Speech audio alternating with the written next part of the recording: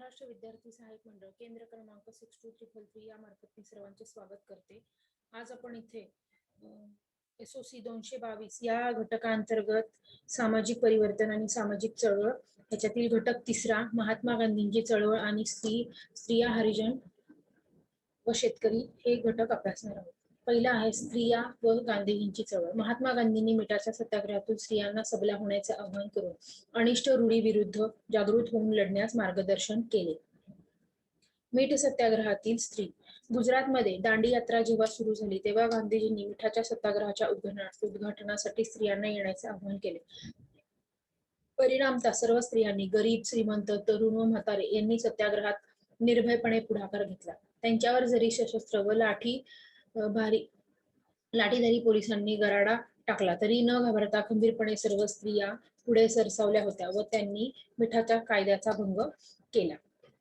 सामाजिक रूढी विरुद्ध चळवळ। गांधीजींनी चळवळीतून महिलांना शक्ती व अभय दिले। त्याचप्रमाणे त्यांनी पारंपरिक हिंदू सामाजिक रूढीतील दोषातून मुक्त करण्याचा प्रयत्न केला। उदाहरणार्थ बालविवाह, पडदा पद्धत, विधवा अवस्था इत्यादी। या विषयांवर यंग इंडिया या पत्रकातून स्त्रियांच्या भल्यासाठी आवाज उठवला।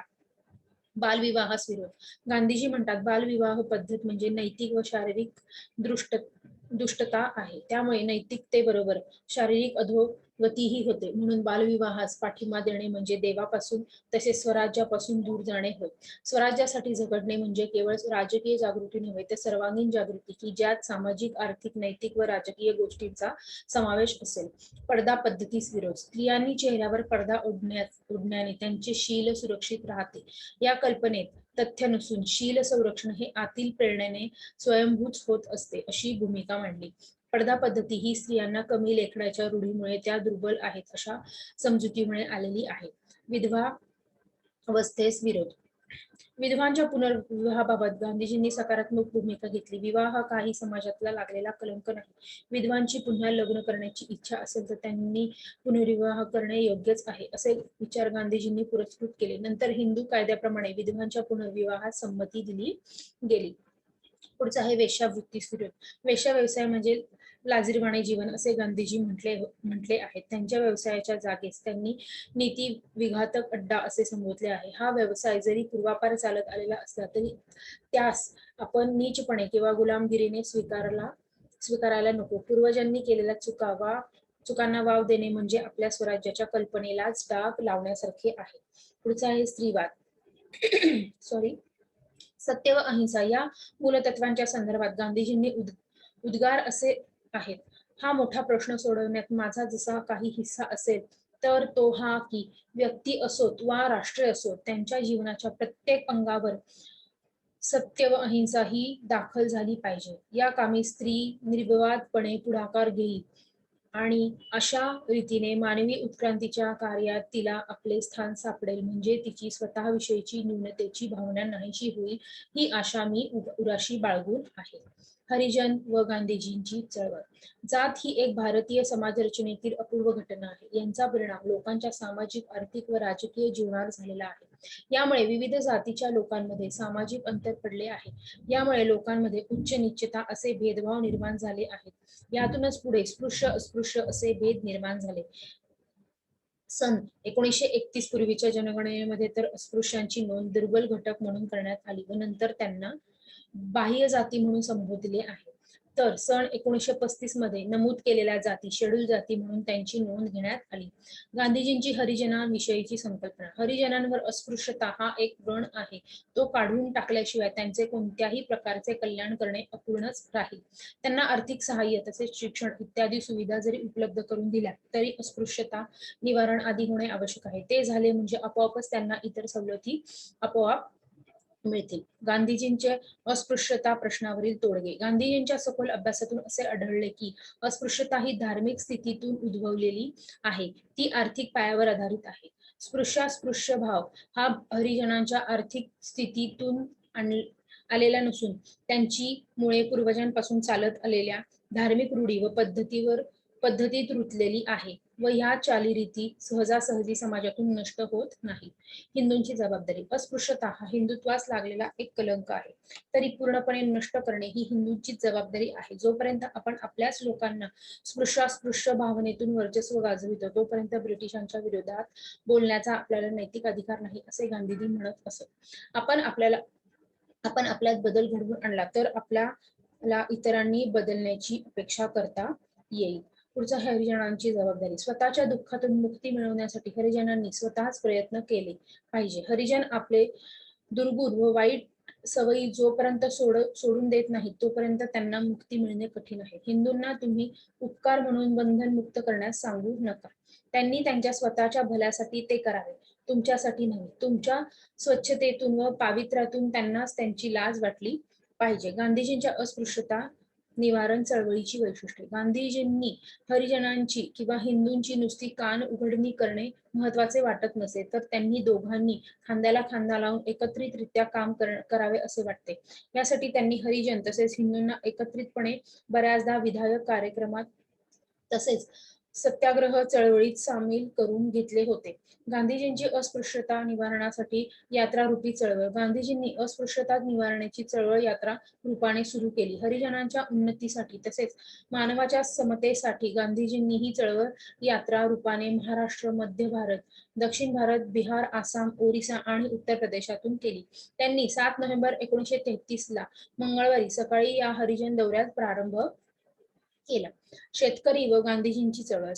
सन 1857 ते 1951 या 64 वर्षाच्या काळात शेतकरी चळवळीने मूळ धरले. शेतकरी असंतोषामुळे संघटित होऊ लागले. या असंतोषाची मुख्य 3 कारणे आहेत. वाढता जमीनसारा, आर्थिक मंदी आणि दुष्काळाचे संकट. चंपारण्य चळवळ.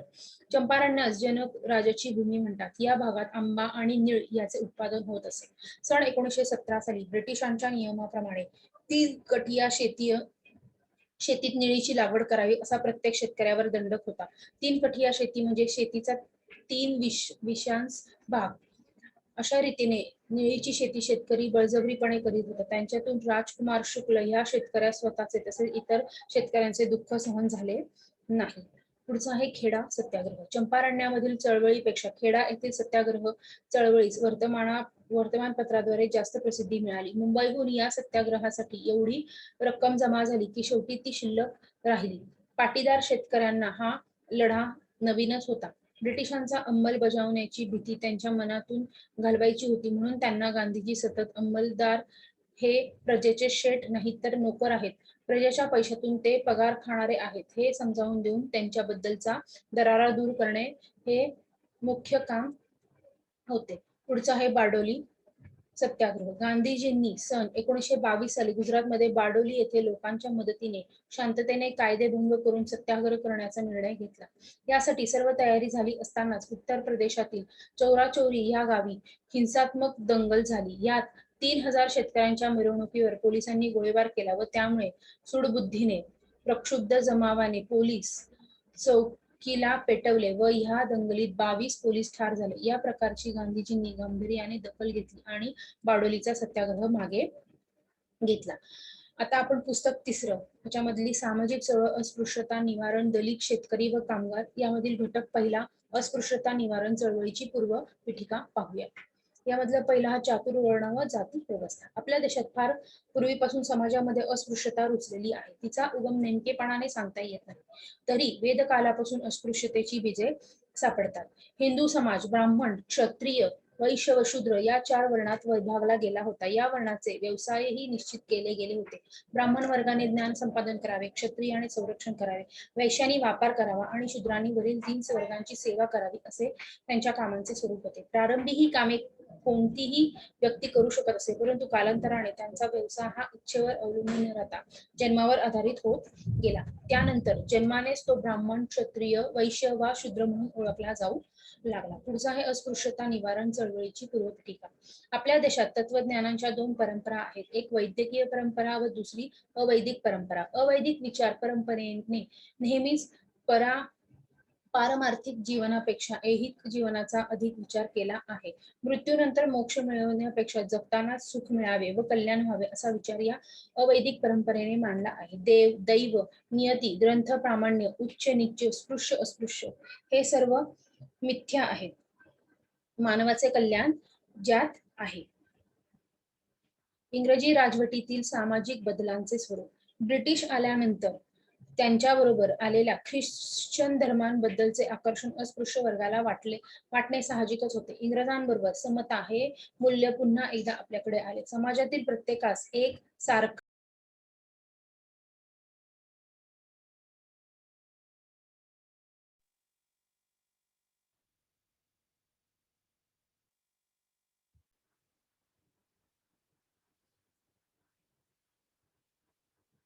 पुन्हा एकदा आपल्याकडे आले. समाजातील प्रत्येकास एकासारखा न्याय ही नवी न्यायाची संकल्पना त्यांनी प्रथम येथे आणली. पेशवाईच्या जाचाला, जुलुमीला वैतागलेल्या अस्पृश्य वर्गाने या गोष्टीचे स्वागत केले. अस्पृश्यतेचा पुरस्कार करणाऱ्या पेशवाईचा अंत व्हावा म्हणून त्यांनी नेटिव्ह इन्फंट्री या माध्यमाने इंग्रजांच्या बाजूने कॅप्टन स्टॉटच्या नेतृत्वाखाली लढून विजय मिळवून दिला. महात्मा फुले यांचे अस्पृश्यता निवारण्याचे कार्य. अस्पृश्यतेचा प्रश्न केवळ एक प्रश्न असे न मानता तो येथील समाज व्यवस्थेतून निर्माण झालेल्या गुंतागुंतीचा प्रश्न आहे. तो सोडवणे म्हणजे संपूर्ण समाज व्यवस्थेची पुनर्मांडणी करणे असा विचार सर्वप्रथम महात्मा फुले यांनी मांडला. समग्र परिवर्तनाशी या प्रश्नाला जोडून स्त्री व शूद्रातिशूद्र यांच्या मुक्तीचा लढा असे त्यांच्या कार्याचे स्वरूप होते. मानव मुक्तीची कल्पना फुल्यांनी मांडली. त्यांच्या मते समाजात दोन वर्ग आहेत. इतर समाजसुधारकांचे कार्य. महात्मा फुले यांच्या प्रभावातून अनेक छोटे मोठे सुधारक कार्य करीत होते. त्यापैकी काही महत्वाच्या व्यक्तींची येथे ओळख करून घेऊया.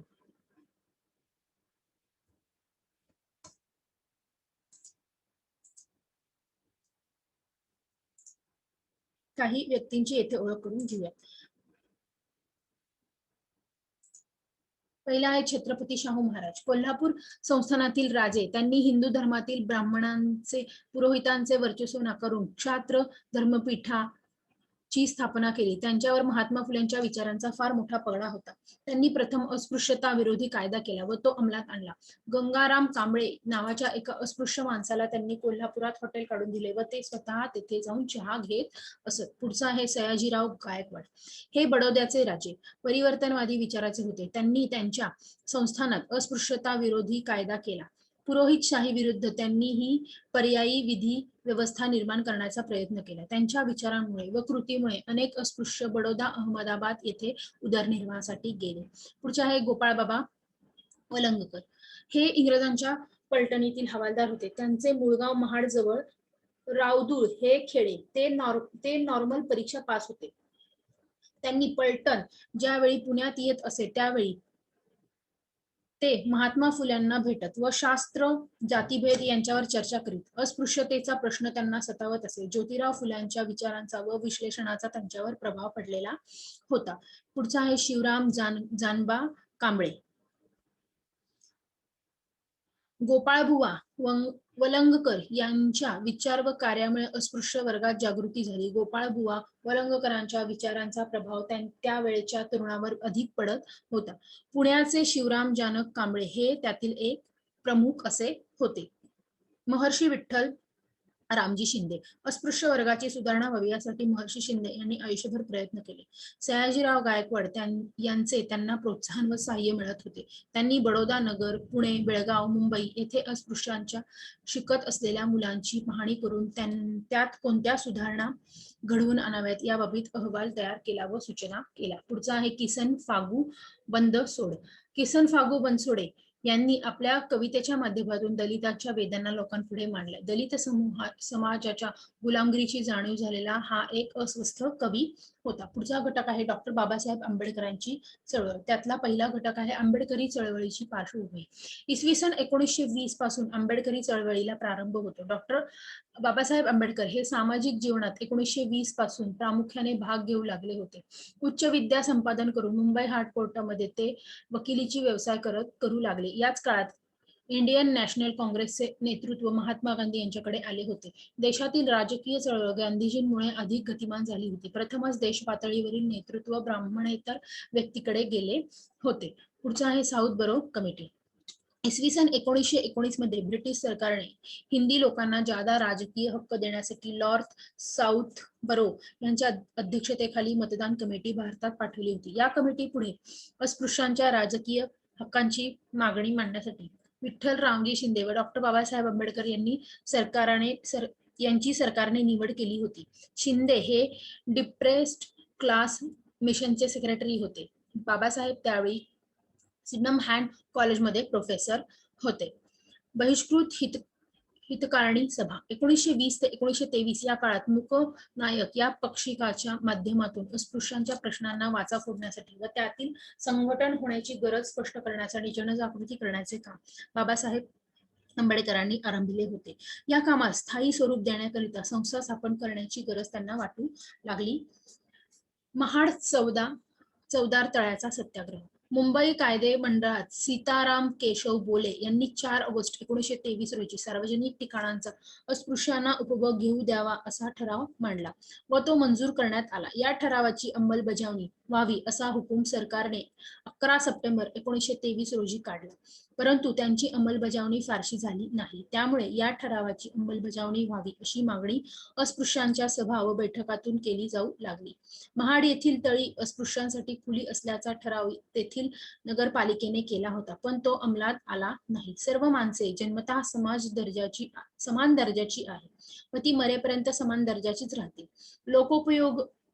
लोकोपयोगित्वाच्या दृष्टीने त्यांच्या दर्जात फरक पडू शकेल, एरवी त्यांचा समान दर्जा कायम राहिला पाहिजे. म्हणून राज्यकारभारात आणि सार्वजनिक व्यवहारात समानतेच्या तत्वाला बाधा येईल अशा कोणत्याही धोरणाला व विचारांना थारा मिळू नये असे या सभेचे मत आहे. पुढचा आहे अस्पृश्यांच्या हक्काचा जाहीरनामा. 1927च्या महाड सत्याग्रहानंतर लगेचच सायमन कमिशन समोर अस्पृश्यांच्या राजकीय हक्काची मागणी करण्याची संधी डॉक्टर आंबेडकर यांनी घेतली. हिंदुस्थानला राजकीय हक्क देण्यासाठी ब्रिटिश सरकारने 1927 साली सर जॉन सायमन यांच्या अध्यक्षतेखाली एक कमिटी नेमली. या कमिटीस सायमन कमिशन म्हणून ओळखले जाते. हे कमिशन इसवी सन 1928 मध्ये भारतात आले. काँग्रेसने या समितीस असहकार्य करण्याचे जाहीर केले होते. बहिष्कृत हितकारिणी सभेच्या वतीने डॉक्टर बाबासाहेब आंबेडकरांनी 2 खलिते या समितीस दिले होते. पुढचा आहे काळाराम मंदिर सत्याग्रह. सामाजिक समता प्रस्थापित करण्याच्या कार्याचा एक भाग म्हणून नाशिक येथील बाबासाहेब आंबेडकरांच्या नेतृत्वाखाली 1930 साली झालेल्या काळाराम मंदिर प्रवेश सत्याग्रहाचे फार महत्व आहे. महाराष्ट्रात ठिकठिकाणी आपला माणूस म्हणून जगप्रसिद्ध हक्क बजावण्यासाठी बहिष्कृत वर्गात प्रयत्न सुरू झाले होते. पुढचा आहे हिंदी गोलमेज परिषदा. हिंदुस्थानला राजकीय हक्क देण्यासाठी सुचवलेल्या सायमन कमिशनच्या शिफारसी हिंदी राजकीय पक्षांनी व लंडनच्या सर्व राजकीय पक्षांनी नकारल्या. यातून मार्ग काढण्यासाठी प्रत्यक्ष चर्चा व्हावी यासाठी हिंदी पुढारी व ब्रिटिश पुढारी यांची राऊंड टेबल कॉन्फरन्स हिंदी गोलमेज परिषद लंडन येथे भरवण्यात आली. या परिषदेत हिंदू, मुस्लिम, अँग्लो इंडियन, संस्थानिक, हिंदी, ख्रिस्त, बहिष्कृत समाज यांनी भाग घेतला. पहिल्या गोलमेज परिषदेस डॉक्टर बाबासाहेब आंबेडकरांनी आणि श्रीनिवास यांनी अस्पृश्याच्या राजकीय मागण्यांचे निवेदन सादर केले. स्वतंत्र भारताच्या भावी राज्यघटनेत या मागण्यांचा समावेश व्हावा असा त्यांचा आग्रह होता. भावी राज्यघटनेत अस्पृश्यांचे हित संरक्षण करण्यासाठी त्यांनी 8 कलमांचा समावेश त्यात करावा असे सांगितले आहे. त्या 8 मागण्या अशा. पहिला आहे समान नागरिकत्व. कायद्याने अस्पृश्यता नष्ट करावी व अस्पृश्यांना समान नागरिकत्व द्यावे. समान हक्क. अस्पृश्यांना केवळ समान हक्क जाहीर करू वा कायदेशीर तरतूद करून चालणार नाही. जाती द्वेषमूलक वागणूक. स्पृश्य लोक परंपरेचे बळी आहेत, त्यामुळे अस्पृश्यांना माणूस म्हणून बघण्याची दृष्टी त्यांच्याकडे नाही. पुढचं आहे कायदे मंडळात प्रतिनिधित्व. मानवी हक्कांचे संरक्षण व्हावे. राजकारभारावर अस्पृश्यांच्या हित संरक्षण व नियंत्रणासाठी त्यांचे प्रतिनिधी प्रांतिक कायदे मंडळावर व मध्यवर्ती कायदे मंडळात भरपूर प्रमाणात निवडून आले पाहिजे. पुढचं आहे सरकारी नोकरीत प्रतिनिधित्व. वरिष्ठ वर्गाकडून जाती व्यवस्थेच्या मानसिकतेमुळे अस्पृश्य वर्गातील लोकांना नोकरीत सामावून घेतले जाणार नाही. पुढचे आहे सरकारचे पूर्वग्रहदूषित कृत्य वा हलगर्जीपणा. कायदेमंडळात अस्पृश्य हे केव्हाही अल्पसंख्याक राहणार असल्यामुळे त्यांच्यासाठी राज्यघटनात्मक कायद्यानेच या अरिष्ठांपासून त्यांचे संरक्षण होऊ शकेल. पुढचं आहे सरकारी खाते. अस्पृश्यांच्या छळांना व अत्याचारांना पायबंद घालण्यासाठी व त्यांच्या हिताबद्दल सतत जागरूकता दाखवणारे एक खाते मध्यवर्ती सरकारने सुरू करावे व अस्पृश्यांना न्याय व अपराधींनी योग्य दंड देणे वगैरे हक्क या खात्यात देण्यात यावा.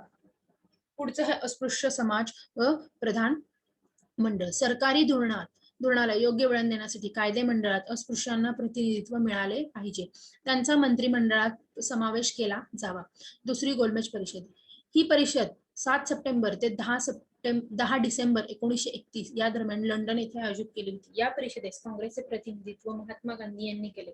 डॉक्टर बाबासाहेब आंबेडकर यांनी अस्पृश्य वर्गाचे प्रतिनिधित्व केले. अल्पसंख्याक समितीत गांधीजी आणि डॉक्टर बाबासाहेब आंबेडकर यांच्यात मतभेद निर्माण झाले. पुढचा आहे पुणे करार. 24 सप्टेंबर 1923 रोजी महात्मा गांधीजी आणि डॉक्टर बाबासाहेब आंबेडकर यांच्यात करार झाला. हा करार पुणे करार म्हणून ओळखला जातो. या करारामुळे अस्पृश्यांना कायदेमंडळात राखीव जागा मिळाल्या व स्वतंत्र मतदारसंघाच्या मागणीस त्यांना तिलांजली द्यावी लागली. जातीय निवाड्याने अस्पृश्यांना स्वतंत्र मतदारसंघ मान्य केला होता. पुढचा आहे स्वतंत्र मजूर पक्ष. 1935च्या कायद्यान्वये प्रांतिक विधानमंडळाच्या 127 जागांसाठी लवकरच निवडणूक होणार हे बाबासाहेबांच्या लक्षात आले होते. निवडणुकांसाठी राजकीय पक्ष आवश्यक आहे. अस्पृश्यांसाठी असलेल्या राखीव जागा व इतर सर्वसाधारण जागेवर उमेदवार उभे करून बहुमत मिळवण्याची एक ऐतिहासिक संधी आपणास मिळणार असल्याची त्यांना जाणीव होती. पुढचा आहे शेड्यूल कास्ट फेडरेशन. 18 जुलै 1942 रोजी डॉक्टर बाबासाहेब आंबेडकर यांनी नव्या पक्षाची घोषणा केली. या पक्षाचे नाव शेड्यूल कास्ट फेडरेशन असे जाहीर करण्यात आले. यापूर्वी बाबासाहेब आंबेडकरांनी स्वतंत्र मजूर पक्षाची स्थापना केली होती. पक्षाने 1937 साली सार्वत्रिक निवडणुका लढवल्या. त्यात काही आमदारही निवडून आले. या पार्श्वभूमीवर स्वतंत्र मजूर पक्ष असताना डॉक्टर बाबासाहेब आंबेडकर हा all India schedule caste federation या पक्षाची स्थापना करावी लागली.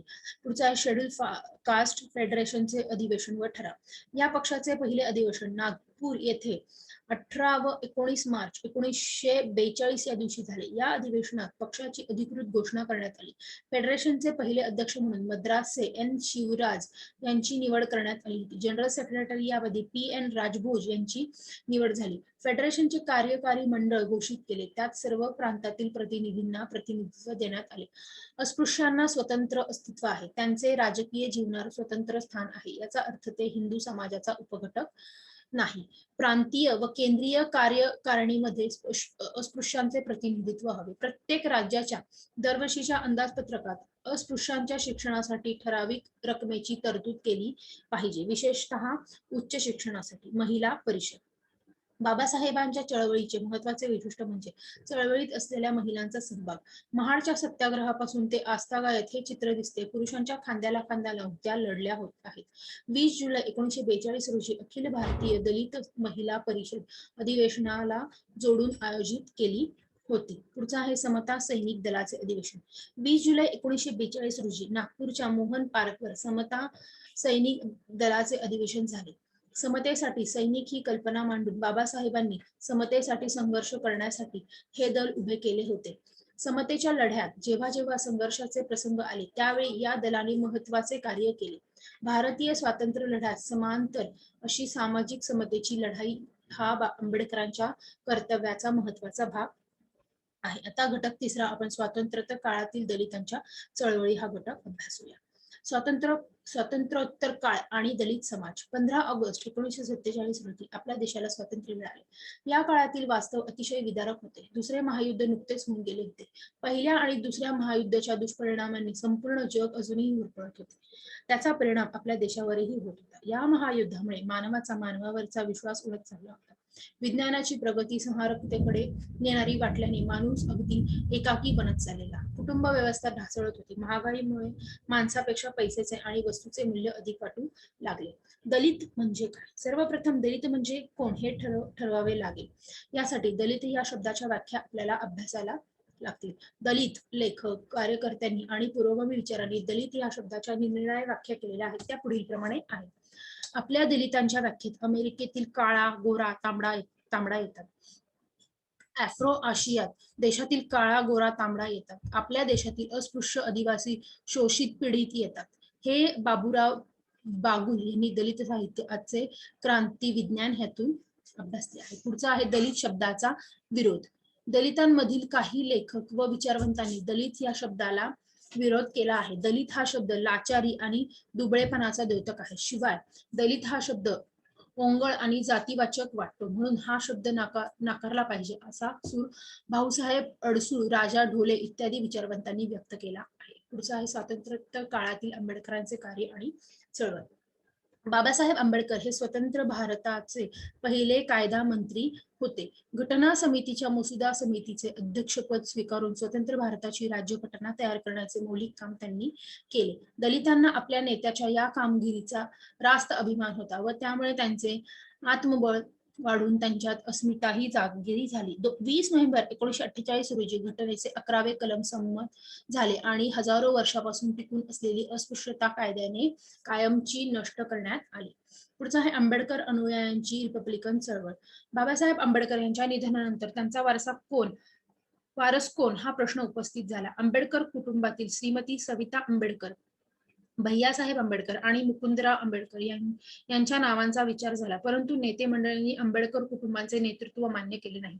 प्रत्येक दलित पुढाऱ्याला दलित चळवळीचे नेतृत्व आपल्याकडे असावे असे वाटत होते. त्यातून नेतृत्वावरून वाद उपस्थित झाला. शेवटी सामूहिक नेतृत्वाची कल्पना पुढे आली. पुढचा आहे भूमिहीनांचा सत्याग्रह. भूमिहीनांना शेती करण्यासाठी शासनाने पडीक जमीन दिली पाहिजे या मागणीसाठी 1953 पासूनच शेकाफेने सत्याग्रह सुरू केला होता. दिनांक 7 मार्च 1960 रोजी महाराष्ट्रातील तत्कालीन मुख्यमंत्री ना यशवंत चव्हाण यांना रिपब्लिकन पक्षाच्या शिष्टमंडळाने निवेदन दिले आणि भूमिहीनांचा प्रश्न मांडला. पुढचा आहे रिपब्लिकन ऐक्य व विघटन. सन 1959 साली रिपब्लिकन पक्षाचे दुरुस्त आणि नादुरुस्त असे 2 गट पडले. दुरुस्त गटाचे नेतृत्व B.C. कांबळे यांनी केले, तर नादुरुस्त गटाचे नेतृत्व दादासाहेब गायकवाड यांच्याकडे होते. 1962 ची निवडणूक लक्षात घेऊन काँग्रेस आणि रिपब्लिकन पक्षात 1961 मध्ये युती झाली. दादासाहेब गायकवाड यांच्या गटाने सत्ताधारी पक्षावरच युती केल्याने त्यांच्याकडे मोठ्या संख्येने कार्यकर्ते आकर्षित झाले. पुढचं आहे रिपब्लिकन पक्षाची मर्यादा. रिपब्लिकन पक्षाने निवडणुकीच्या राजकारणाला महत्त्व दिले, त्यामुळे राजकीय परिवर्तनाच्या लढ्याकडे दुर्लक्ष झाले असे म्हटले जाते. या पक्षाचे बहुसंख्य नेते हे नवबौद्ध समाजातील होते, त्यामुळे या पक्ष एका जातीचा पक्ष म्हणून ओळखला गेला. अन्य जाती उपजातींना इतर राजकीय पक्षांनी आपल्याकडे वळवले. त्यामुळे महारेतर दलित जाती जमाती ह्या रिपब्लिकन पक्षाकडे आकर्षित होऊ शकल्या नाहीत. पुढचा आहे दलित युवकांच्या चळवळी. स्वातंत्र्योत्तर काळातील दलित युवकांनी अनेक संघटना स्थापन केल्या, अनेक चळवळीत भाग घेतला. दलित साहित्याची चळवळ. मूकनायक व महानिर्वाण हा 1920 ते 1956 पर्यंतचा काळ डॉक्टर बाबासाहेब आंबेडकरांच्या लेखणी, वाणी आणि कार्याने भारावला होता. बाबासाहेबांनी अस्पृश्यांची कैफियत गाव कुसापासून ते गोलमेज परिषदापर्यंत मांडली. अस्पृश्यांच्या समान हक्कांसाठी पाण्यापासून ते परमेश्वरापर्यंत संघर्ष केला. दलित पॅन्थर. बाबासाहेब आंबेडकरांच्या निधनानंतर दलित चळवळ काही काळ थांबल्यासारखी झाली होती. दलित समाज भांबावलेला होता. दलित पॅन्थरच्या उदयामुळे दलित चळवळ पुन्हा गतिमान झाली.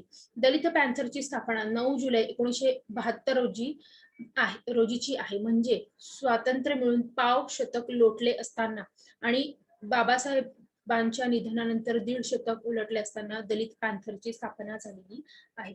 दलित पॅन्थरचा उदय. शहरात दलित तरुणांच्या स्वतंत्र संघटना होत्या, परंतु राज्यव्यापी संघटन नव्हते. त्यामुळे या संघटनांना दिशा आणि धोरण नव्हते. देशात कुठेतरी दलितांवर अन्याय झाला की दलित तरुणांच्या संघटना आपल्या प्रतिक्रिया व्यक्त करत होत्या. या प्रतिक्रिया स्थानिक पातळीवरच व्यक्त होत होत्या. त्यांना राज्यव्यापी व्यासपीठ मिळत नव्हते, त्यांचा दबाव पडत नव्हता. ही संघटनात्मक गरज दलित पॅन्थरच्या स्थापनेमुळे पूर्ण झाली.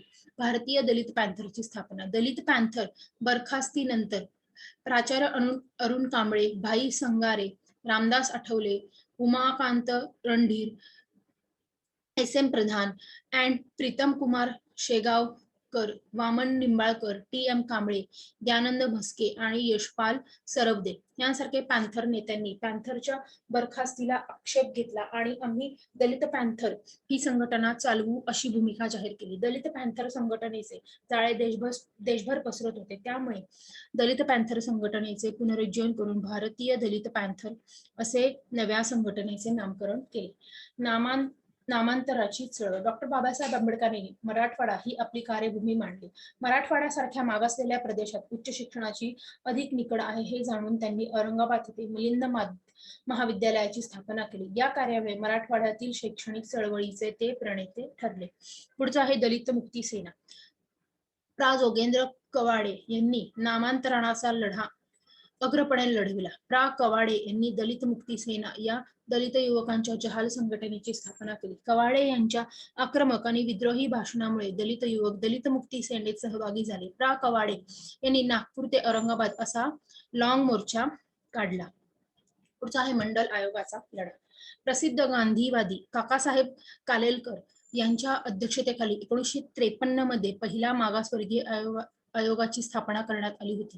कालेलकर आयोगाने देशातील 2399 जातींना मागासवर्ग म्हणून ठरवण्याची शिफारस केली, पण या आयोगाच्या शिफारसीची अंमलबजावणी झाली नाही. पुढचं आहे रिडल्स प्रकरण. महाराष्ट्र शासनाने 1976 मध्ये शिक्षण मंत्री सदानंद वर्दे यांच्या अध्यक्षतेखाली डॉक्टर बाबासाहेब आंबेडकरांचे समग्र लेखन आणि भाषणे प्रकाशित करण्यासाठी 24 सदस्यांची सल्लागार समिती नेमली. त्यात आंबेडकरांचे राजकीय अनुयायी, संशोधन आणि प्रसिद्ध लेखक यांचा समावेश करण्यात आला होता. सल्लागार समितीबरोबरच संपादक मंडळही नियुक्त करण्यात आले होते. पुढचं आहे काशीराम यांच्या संघटना. सन 1977 पासून काशीराम यांनी महाराष्ट्रातील दलित चळवळीचे नेतृत्व करण्याचे प्रयत्न केले.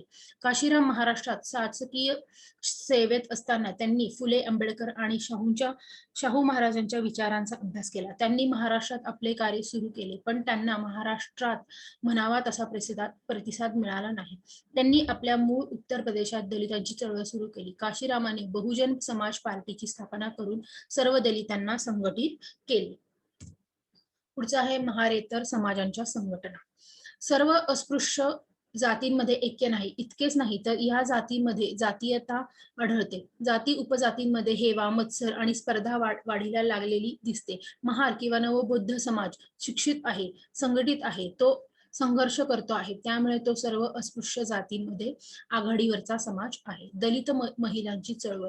विषम व्यवस्थेने दलितांना गुलाम बनवले आहे. दलित स्त्री ही गुलामांची गुलाम आहे. जेव्हा जेव्हा दलितांवर अन्याय अत्याचार होतात तेव्हा तेव्हा दलितांच्या साधन संपत्तीबरोबर दलित स्त्रीवरही हल्ला होतो. दलित स्त्री मुक्तीची चळवळ फुले आंबेडकरांच्या विचार कार्यापासून सुरू होते. महात्मा फुलेंनी स्त्री शिक्षणासाठी शाळा काढली आणि स्वतःची पत्नी सावित्रीबाई फुले यांना शिक्षिका बनवले. तर बाबासाहेब आंबेडकर हिंदू स्त्रीला पुरुषाबरोबर समान दर्जा देण्यासाठी हिंदू कोड बिल मांडले. पुरोगामी चळवळ. स्वातंत्र्योत्तर काळात अनेक पुरोगामी चळवळींचा जन्म झाला. या चळवळींनी दलितांच्या प्रश्नावर सतत सकारात्मक भूमिका घेतली. या पुरोगामी चळवळींचे कृतीशील पाठबळ मिळाल्यामुळेच दलितांच्या चळवळीला व्यापक जनाधार मिळाला. बाबा आढाव यांचे कार्य. महात्मा फुलेंच्या चळवळीचे स्वातंत्र्योत्तर काळातील खंदे वारस म्हणून बाबा आढाव यांच्या कार्याचा उल्लेख केला पाहिजे. बाबा आढावांनी असुरक्षित, शोषण, अपेक्षित कष्टकऱ्यांचे लढे संघटित केले. हमाल, हातगाडीवाले, पथारीवाले, मोलकरणींचे प्रश्न धसास लावले. हमालाला कामाचा योग्य मोबदला मिळावा आणि त्याचे जीवन सुखकर व्हावे म्हणून हमाल पंचायतीची स्थापना केली. गोवा मुक्ती आणि संयुक्त महाराष्ट्राच्या चळवळीत त्यांचा सहभाग होता. भटक्या विमुक्त्यांची चळवळ. महाराष्ट्रात एकूण 42 भटक्या विमुक्ती जमाती आहेत. त्यापैकी 28 भटक्या आणि 14 विमुक्त आहेत. या 42 जमातींच्या पोटजातींची संख्या सुमारे 200 पर्यंत जाते. संस्कृती, रूढी, परंपरा, भाषा, व्यवसाय आणि प्रादेशिक कारणे या जमातींमध्ये सारखेपणा नाही. प्रत्येक जमातीची भाषा, वहिवाट आणि चालीरीती या भिन्न आढळते. भटक्या विमुक्तींची शोधयात्रा. 15 ऑगस्ट 1986 रोजी भटक्या विमुक्तींची शोधयात्रा निघाली. ही शोधयात्रा लातूर, उमरगा, सोलापूर, पुणे आणि मुंबई या मार्गे गेली. या शोधयात्रेचे नेतृत्व लक्ष्मण माने आणि बाळकृष्ण रेणके यांनी केले. पुढचा आहे आदिवासी चळवळ. आदिवासी समाजामध्ये शिक्षणाचे प्रमाण खूप अल्प आहे.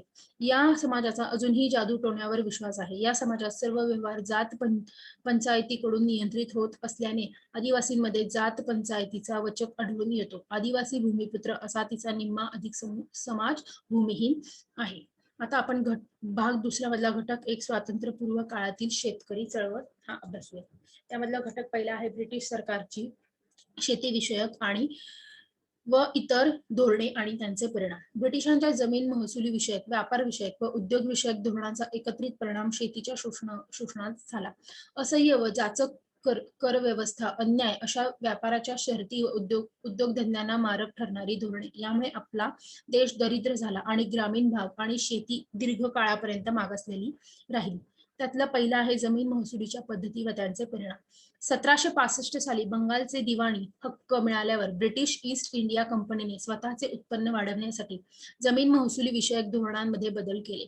सुरुवातीस बंगाल प्रांतात त्यांनी कायमधारा किंवा जमीनदारी पद्धत लागू केली. या पद्धतीत पूर्वीच्या राजवटीतील कर वसूल करणाऱ्या अधिकाऱ्यांना त्यांच्या क्षेत्रातील जमिनीचे मालकी हक्क दिले व शेतात प्रत्यक्ष राबणाऱ्या शेतकऱ्यांचे स्वतःच्या शेतीसाठी मालकी हक्क काढून घेऊन त्यांना पुढे बनवली. नव्या पद्धतीत वसुली करणाऱ्या जमीनदारांना सरकारी खजिन्यात ठराविक महसुलीचा भरणा करण्याचीच जबाबदारी होती. पुढचा आहे इतर परिणाम.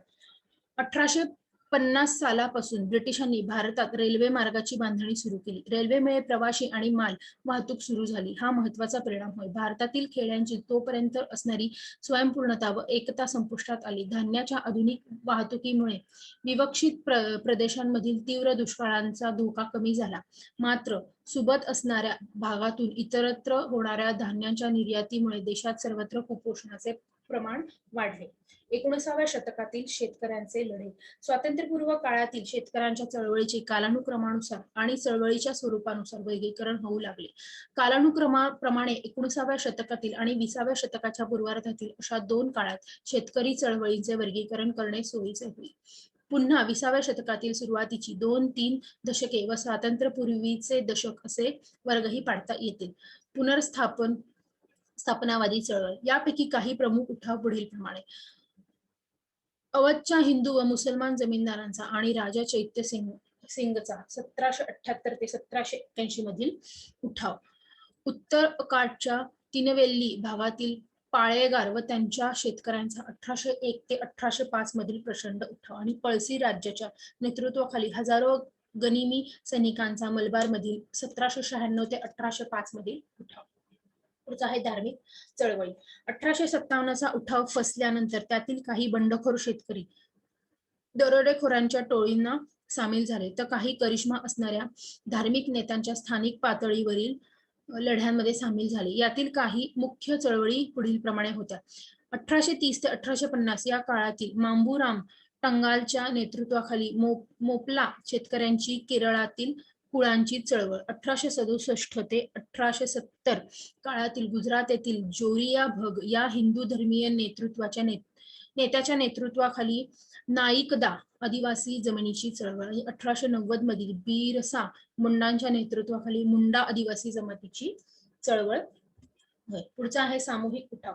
शेतकऱ्यांच्या चळवळीच्या संदर्भात या स्वरूपाचे उठाव महत्वाचे ठरतात. त्यांच्या मागची शक्ती व नेतृत्व हे शेतकऱ्यांचेच असे. या उठावांचे स्वरूप नाट्यपूर्ण व आकस्मिक असे. त्यांना धार्मिक चळवळीप्रमाणे काही विचारप्रणाली किंवा करिश्मा असणारे नेतृत्व नव्हते. त्यांचे उद्दिष्ट काही विशिष्ट घाईनी दूर करणे हे प्रामुख्याने असे. हे बहुतेक उठाव सुरुवातीला शांतपूर्वक व सामूहिक बहिष्काराच्या स्वरूपाचे होते. मात्र अत्याचाराच्या मार्गाने त्यांना दडपण्याचा प्रयत्न झाल्यावर प्रत्युत्तर म्हणून सशस्त्र प्रतिकारही झाल्याचे दिसते. पुढचा आहे महाराष्ट्रातील उठाव. ब्रिटिश राजवट आल्यानंतर महाराष्ट्रात ज्याप्रमाणे पेशव्यांचे राज्य गेले त्याप्रमाणे आदिवासी राजांनी राज्य गेली. त्या सर्वांचा असंतोषाची प्रतिक्रिया ब्रिटिश विरोधी सशस्त्र उठावात झाली. ते उठाव पुढीलप्रमाणे आहेत. पहिले आहे कोळ्यांचा व रामोशांचा उठाव.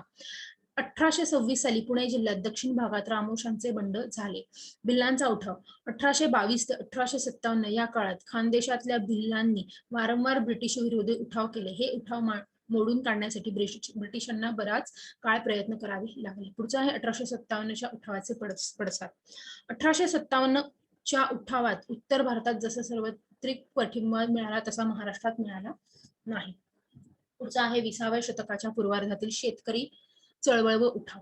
19व्या शतकाच्या अखेरीस भारताच्या राजकारणात भारतीय राष्ट्रीय काँग्रेसने राष्ट्रीय चळवळीचे नेतृत्व करण्यास सुरुवात केली.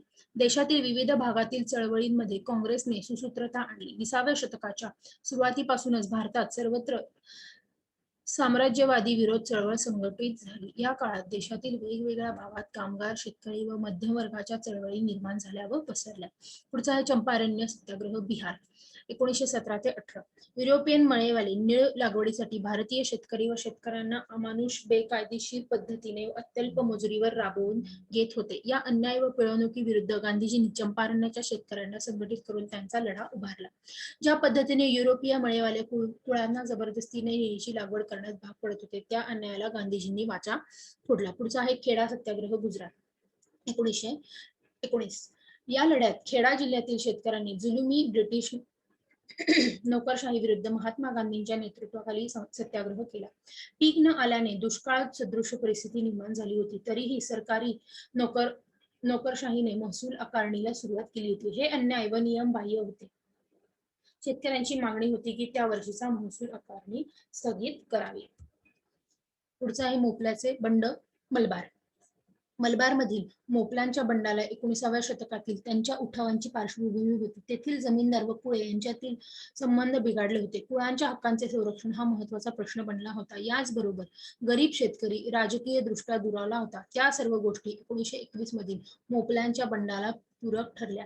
या बंडाच्या अगोदर मलबारमध्ये निर्माण झालेल्या 3 वेगवेगळ्या राजकीय चळवळीनंतर एकत्र आल्या. पुढचा आहे साताऱ्याचे बंड, 1919 ते 1921. याची सुरुवात महाराष्ट्रातील ग्रामीण भागातील शेतकऱ्यांनी आपल्या प्रश्नांवर आंदोलनाचा मार्ग स्वीकारला. सत्यशोधक समाजाची चळवळ महाराष्ट्रातल्या खेड्यापाड्यात पोहोचली. 1919 ते 21 या कालखंडात या चळवळीच्या प्रभावाने सातारा जिल्ह्यातील खंडकरी शेतकऱ्यांनी ब्राह्मण व मारवाडी जमीन मालकांविरुद्ध आंदोलन केले. मुळशी पेट्यांचा सत्याग्रह, पुणे जिल्ह्याच्या हवेली तालुक्यातील मुळशी पेट्यात निळा व मुळा नद्यांच्या संगमावर वीज निर्मितीसाठी धरण बांधण्याची योजना टाटा वीज कंपनीने हाती घेतली. या धोरणाखाली 54 गावातील जमिनी बुडणार होत्या आणि 10 ते 15 हजार मावळ रहिवाशांना त्यांचे परिणाम भोगावे लागणार होते. पुढचा आहे सविनय कायदेभंगाची चळवळ आणि शेतकरी.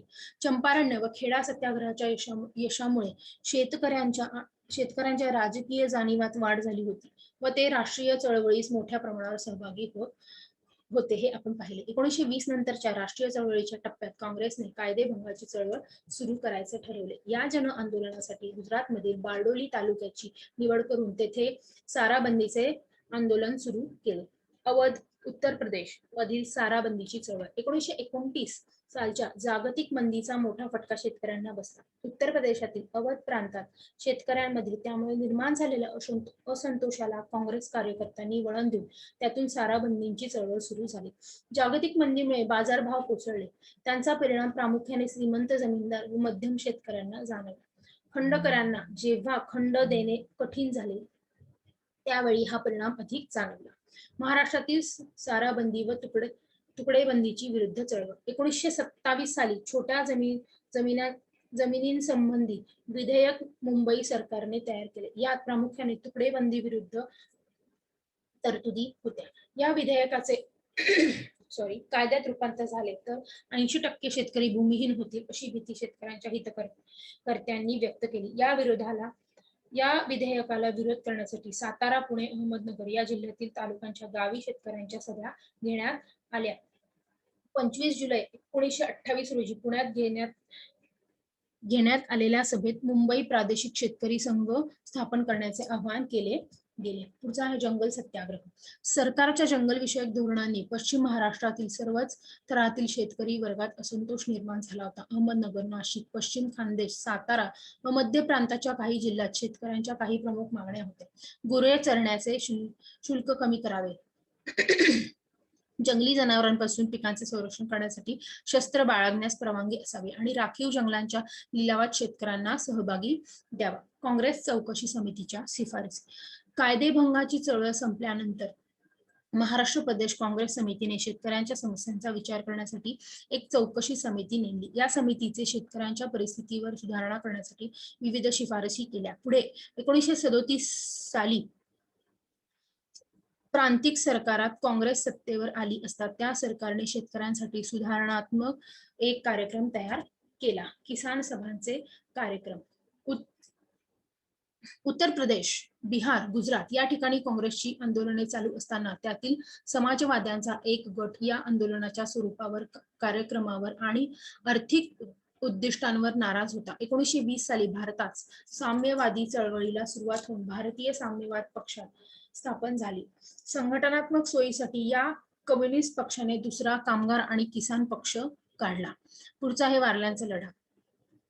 किसान सभेने महाराष्ट्रात चालवलेला मोठा लढा म्हणजे 1945 सालातील ठाणे जिल्ह्यातील वारली आदिवासींची चळवळ. हा लढा 3 उद्दिष्टांनी चालू केला होता. वेठबिगारी नष्ट करणे, शेतमजुरी वाढवून देणे आणि वारल्यांवर होणारे अत्याचार थांबवणे.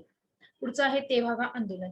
किसान सभेने केलेल्या आंदोलनाचा आढावा घेताना एक महत्वाचा आंदोलन विसरून चालणार नाही. 1946 ते 47 या काळात किसान सभेने बंगालमध्ये जे तेभागा आंदोलन चालवले होते ते भारतातील एकंदर शेतकरी आंदोलनासाठी एक महत्वाचा टप्पा ठरते. हे महत्व मुख्यतः 2 कारणांसाठी आहे. जरी या आंदोलनाची व्याप्ती आणि प्रभाव मर्यादित असला तरी स्वातंत्र्य अगदी नजरेच्या टप्प्यात आले असतानाच्या महत्वपूर्ण कालावधीत ते झाले. तेभागा लढ्या अगोदर जे शेतकऱ्यांचे लढे झाले होते ते जरी राष्ट्रीय चळवळीच्या चौकटातून असले तरी त्यांचे संपूर्ण गांधीवादी होते आणि प्रेरणा सुधारणावादी होत्या. प्रामुख्याने अहिंसा व शांततामय प्रतिकार याच मार्गाने ते लढे लढविले गेले. धन्यवाद. याच्या पुढील भाग आपण पुढच्या लेक्चरला पाहूयात.